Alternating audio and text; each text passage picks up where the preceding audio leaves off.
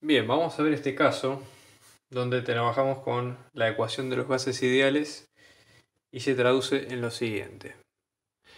Fíjense que nosotros vamos a tener la ecuación de los gases ideales, que es presión por volumen es igual a la temperatura menos 4 veces la presión sobre la temperatura al cuadrado, ¿sí? Esto sería similar a la ecuación de los gases ideales o alguna por el estilo, ¿ok? Entonces, en este caso P va a ser presión, luego T va a ser temperatura y B, en este caso, volumen. ¿Sí? Esa sería nuestra idea. Como condición inicial, en un determinado momento, que le llamamos momento inicial o condiciones iniciales, vamos a tener que la presión, la temperatura y el volumen iniciales, vamos a ponerlo al revés para seguir la consigna, ¿sí? Volumen y temperatura, en este caso va a ser de 1, 1, 2. ¿Ok? Cada uno medida en sus unidades. ¿Sí? Entonces, vamos a empezar por lo primero, lo primero que nos pide el problema es calcular las derivadas parciales de la temperatura en función de la presión y en función, y en función del volumen. ¿Ok? Entonces, vamos a ver primero, obviamente como primer paso, dado que esta es una ecuación implícita, porque fíjense que nosotros estamos diciendo que existe una función tal que la temperatura sea función de la presión y del volumen, ¿no? O sea, tenemos que obviamente chequear que esto sea así, porque fíjense que temperatura acá no es fácilmente despejable de esta ecuación, con lo cual la única respuesta que nosotros tenemos a este problema es hacer las derivadas implícitas con una función que define implícitamente a t. Esa sería la única forma, ¿no? Entonces vamos a proceder por este lado. ¿Sí? Primera cuestión, tenemos que chequear que este punto se cumpla para esta función. Entonces vamos a reemplazar en cada caso, fíjense, 1 por 1 para la presión y el volumen, que en este caso valen 1, nos van a quedar igual a 2 menos 4 por 1 sobre 2 al cuadrado, 2 por 2, 4, sobre 4 es un 1, 2 menos 1 vale 1, y 1 por 1 obviamente vale 1, con lo cual el punto pertenece. Entonces ahora lo que vamos a hacer es armar una nueva función pensándolo al igual que hacíamos con el resto de los casos de este tipo, pensando en esto, ¿sí? Transformando esto en una función que sea una superficie de nivel, ¿sí? En este sentido va a ser una función de las tres variables, ¿sí? Presión, volumen y temperatura. Fíjense que lo que se puede hacer es estos dos términos pasarlos de este lado, con lo cual va a quedar como presión por volumen menos temperatura más 4 veces la presión sobre temperatura al cuadrado, perdón, igual a 0. ¿Ok? Más allá de que obviamente esto en nivel abstracto se puede pensar como una superficie de nivel, ¿sí? Acá tienen que pensar que si bien las magnitudes físicas no son de ubicación o de coordenadas geométricas, pero como función matemática sí se puede pensar en ese sentido, ¿sí? El sentido que ustedes quieran darle y es válido para las condiciones que pedimos. Entonces vamos a proceder a hacer las derivadas. ¿Ok? Yo voy a poner el resultado directamente porque es calcular derivadas parciales de la función esta f nueva que armamos. ¿Ok? Entonces, derivada parcial de f respecto a la temperatura, que nos queda como menos 1, menos 8 veces la presión sobre la temperatura al cubo. ¿Sí? La derivada parcial de f respecto de la presión, que en este caso nos va a quedar como el volumen más 4 sobre la temperatura al cuadrado, y luego la derivada parcial de f, en este caso respecto de b, que nos va a quedar como la presión P. Entonces, con estos tres datos, ahora podemos calcular las derivadas de cada caso. Fíjense, evaluemos cada una de estas derivadas en los puntos que corresponden, ¿sí? Imagínense que si lo vamos a evaluar para el 1, 1, 2, lo voy a poner acá en verde, ¿sí? Para el 1, 1, 2, en este caso, cada una de estas derivadas nos va a quedar, fíjense, menos 2, en este caso nos va a quedar con 2, y en este caso nos queda con 1. ¿Qué condición habíamos pensado nosotros? Bueno, justamente como lo que nos pide el problema es calcular las derivadas parciales estrictamente de la temperatura en función de la presión y de las derivadas parciales del volumen en función de la temperatura en función del volumen, en este caso, dado que esto, si ustedes recuerdan las técnicas, tenemos que calcularlo mediante la división de estas, ¿sí? La derivada que a nosotros nos interesa, que es respecto de la temperatura sobre la función original, tiene que ser necesariamente distinto que 0, justamente porque vamos a dividir unas sobre otras. ¿Sí? Esto es, repito, para que ustedes vean la teoría, si no, por las dudas lo repasan, es fórmulas de Cauchy-Dini. Esa sería la teoría que estamos aplicando en este caso. ¿De acuerdo? Entonces, vamos a calcular las derivadas, ¿sí? Fíjense, en este sentido, fíjense, ¿no? Vamos a tener derivada de la temperatura respecto de la presión, nos va a quedar como -1 por el cociente entre la derivada de la función f respecto de la presión sobre la derivada de la función f respecto de la temperatura y de la misma forma para las derivadas respecto al volumen, ¿sí? Misma mecánica. Lo que hacemos es reemplazar o evaluar esto en el punto, ¿no? En el 1, 1, 2, lo mismo de este lado.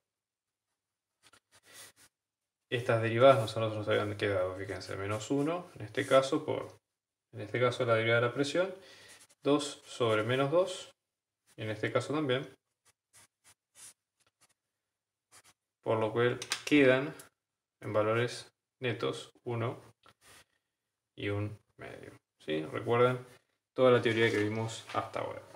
Bien, ¿qué es lo que pide después en la segunda parte, en la parte B?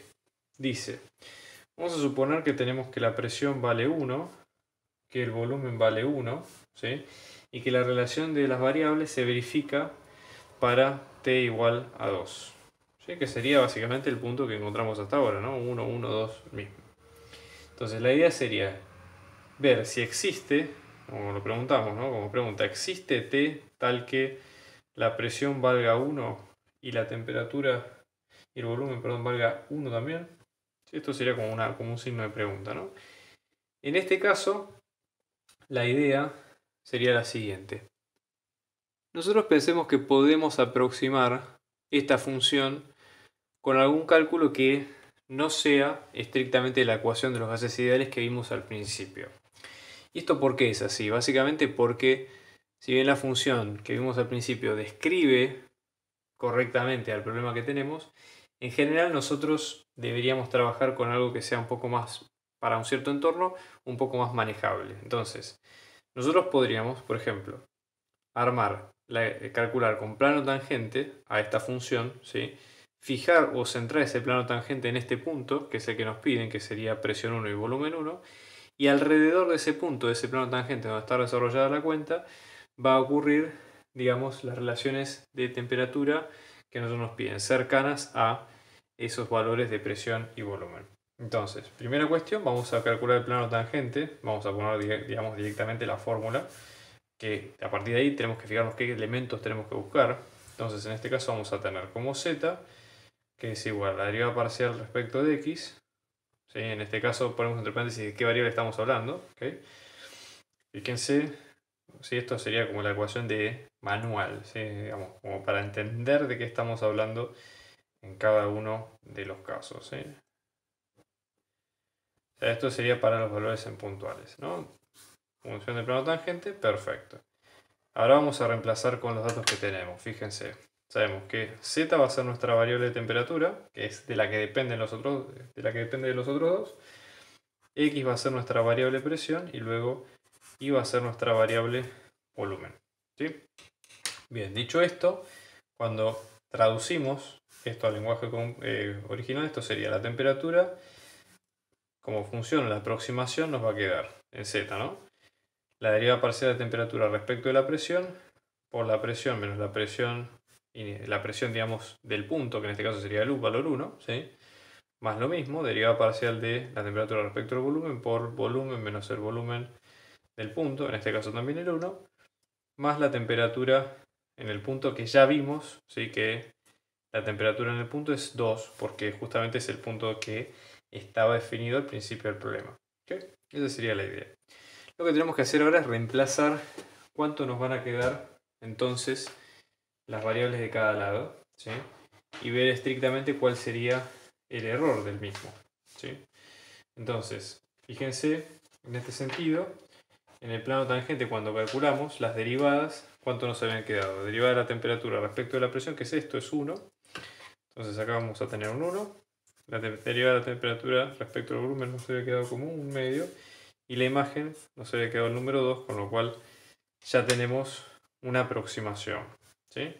Esto nos va a quedar como 1 por la presión menos 1, más un medio por el volumen menos 1, más 2. Entonces, sean cuales sean los valores de presión y volumen que reemplacemos en este caso, van a ser cercanos, digamos, a la temperatura. ¿Qué tan cercanos van a ser esos valores? Es como queremos decir nosotros qué tan buena es la aproximación que calculamos con la función original. Para eso lo que tenemos que hacer es calcular el error, ¿sí? El error sería qué tan cerca estamos nosotros de la función de la imagen original. Entonces podríamos definirlo, para tener algo más de conceptos teóricos, de la siguiente forma. En este caso el error nos quedaría como la temperatura, en función de t, ¿no?